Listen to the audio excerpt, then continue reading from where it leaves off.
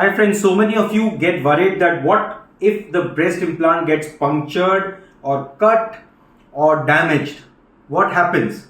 So I'm going to show you a beautiful demonstration of the quality of breast implants today. So look here, we cut the breast implant surface using this blade like this. See, so we made this cut. Now look what happens. Silicone is not leaking. Let's see again. Silicone is not leaking, which means it is not liquid, it is gel form. See what happens. I am pressing, silicone comes out, goes back. Let me press again. Goes back, which means it is cohesive.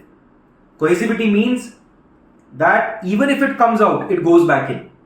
So cohesivity basically means the silicone molecules pull each other back. So when we do this, the gel comes out, goes back.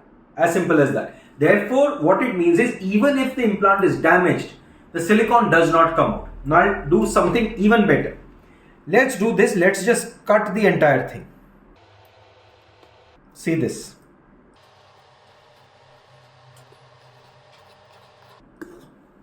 So I've cut the implant into two parts. Does not fall. Does not fall. See, it is not leaking.